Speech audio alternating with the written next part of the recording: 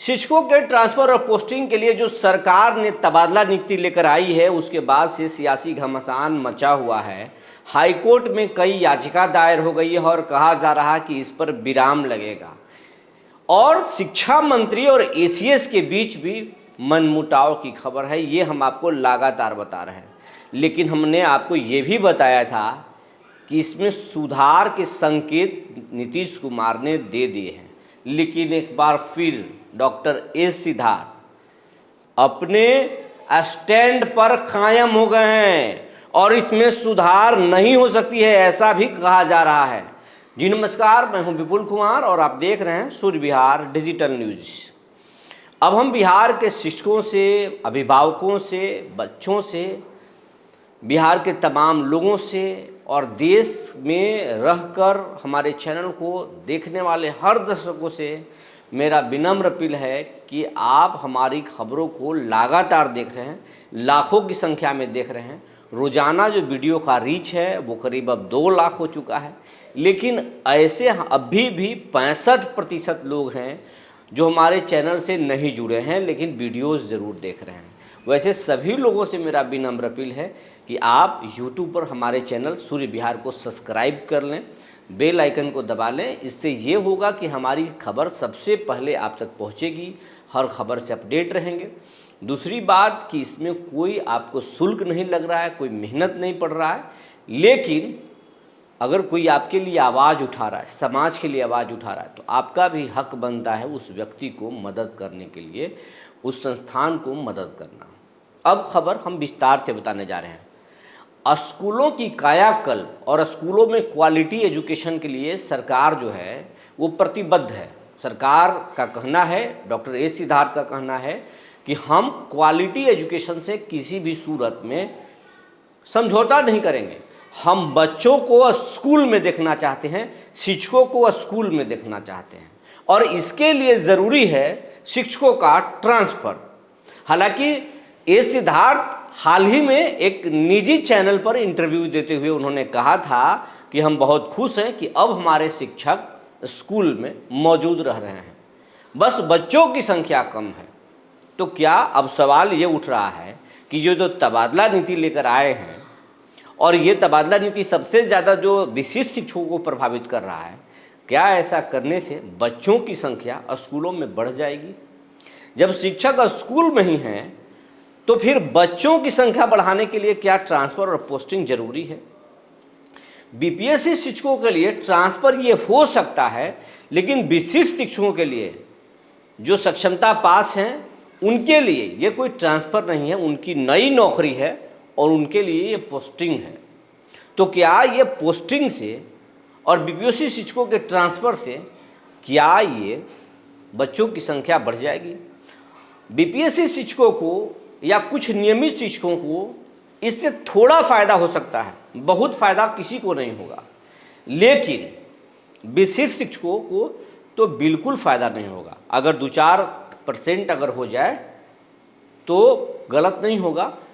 महिलाओं को ज़रूर राहत दिया जा रहा है, लेकिन आने वाली सरकार जब एक बार नियम बन जाएगा तो आने वाले 5 साल के बाद उनका भी तो ट्रांसफ़र होगा ही। और उस ट्रांसफ़र के समय सरकार क्या करेगी? लिंग भेद नहीं करेगी तो फिर उनके साथ कितना परेशानी होगा। 5 साल का वक्त गुजरने में समय नहीं लगता है और 5 साल बाद जब ट्रांसफ़र होगा और 300 किलोमीटर 400 किलोमीटर दूर महिला को भेज दिया जाएगा, किसी 50 साल के व्यक्ति को भेज दिया जाएगा, 55 साल के व्यक्ति को भेज दिया जाएगा, तो उन पर कितना फ़र्क पड़ेगा और स्कूलों पर भी फ़र्क पड़ेगा। इसको लेकर शिक्षा मंत्री शिक्षकों के पक्ष में खड़े हैं। उनका कहना है कि हर हाल में शिक्षकों को राहत मिलनी चाहिए। हाईकोर्ट में याचिका दायर होने के बाद डॉक्टर एस सिद्धार्थ इस पर लीगल टीम से ज़रूर समझ रहे हैं। नीतीश कुमार ने भी इशारा दे दिया है। कल तक की बात मैं आपको बता रहा हूँ, एसीएस इस पर गंभीर थे कि ना, इसमें कुछ सुधार होना चाहिए। लेकिन एक बार फिर जो है उन्होंने अपना रुख कड़ा कर लिया है और कह दिया है कि अगर हम ऐसे प्रेशराइज होकर अपने कदम को पीछे खींचने लगेंगे तो फिर तो बात बात में याचिका दायर होगी, बात बात में आंदोलन की धमकी मिलेगी, बात बात में आंदोलन होगा। बच्चों की हित नहीं देखी जाएगी और क्वालिटी एजुकेशन को ख़त्म कर दिया जाएगा। ये जो सपना है सरकार का कि बिहार के बच्चों को एक बेहतर भविष्य दे, वो पूरा नहीं हो पाएगा।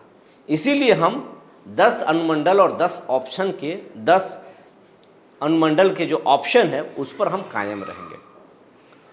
आगे जाकर अगर दिक्कत होगी तब हम विचार करेंगे कितने लोगों को परेशानी हो रही है। अगर हम समझते हैं कि कोई परेशानी नहीं होगी, लेकिन अगर इसमें परेशानी होगी तो फिर हम एक कमेटी बनाएंगे, वो कमेटी तय करेगी कि उनको कैसे राहत दिया जाए, लेकिन हम ये ट्रांसफ़र करेंगे।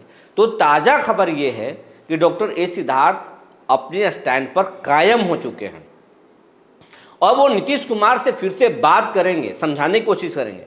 और उनके लिए ये बड़ी बात नहीं है कि वो नहीं समझाएंगे। रही बात सुनील कुमार शिक्षा मंत्री की, तो वो उनका स्टैंड है, अपना स्टैंड है। मुख्यमंत्री से बड़ा तो कोई मंत्री हो नहीं सकता है, और ख़ास करके नीतीश सरकार में नीतीश के अलावा कोई मंत्री नहीं होता है। नीतीश जो चाहते हैं वही होता है, और नीतीश से खास है इस वक्त ड्राइविंग सीट पर बैठे हुए डॉक्टर ए सिद्धार्थ। तो ए सिद्धार्थ अगर स्टैंड ले लिए तो फिर वो ले लिए। शिक्षकों को जो राहत देने की बात हो रही थी कि याचिका के बाद सरकार हड़कंप में है, हमने भी आपको बताया था कल तक हड़कंप था, लेकिन आज स्थिति ये है कि वो डॉक्टर ए सिद्धार्थ अपने स्टैंड पर कायम हो गए हैं।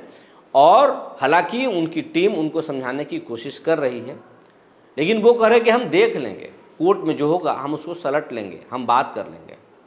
अब शिक्षकों को जो आखिरी उम्मीद है वो कोर्ट से है कि क्या इसमें जो कमियां हैं, इसमें जो त्रुटि हैं, उसके आधार पर कोर्ट स्टे लगाएगा, शिक्षकों के हक में फैसला सुनाएगा। ये तो आने वाला वक्त में ही पता चलेगा। लेकिन 22 नवंबर तक जब शिक्षक अपना फॉर्म 10 अनुमंडल का ऑप्शन डाल देंगे, उसके बाद उनकी पोस्टिंग और उनका ट्रांसफ़र जरूर किया जाएगा। तो शिक्षकों के लिए ये खबर थोड़ा हैरान करने वाला है, परेशान करने वाला है। लेकिन बहुत सारे ऐसे शिक्षक हैं जो हमारे खबरों के कमेंट बॉक्स में लिख रहे हैं कि इससे कोई परेशानी नहीं होने वाली है। कुछ शिक्षकों को परेशानी है इससे, सरकार को जल्द से जल्द ट्रांसफ़र पोस्टिंग करनी चाहिए।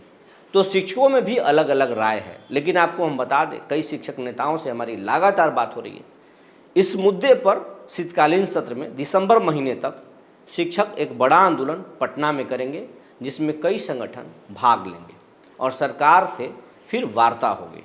उसके बाद तय होगा कि शिक्षकों के साथ क्या होगा। जो जानकारी निकल कर आई थी हमने आपको बता दिया। तब तक के लिए धन्यवाद।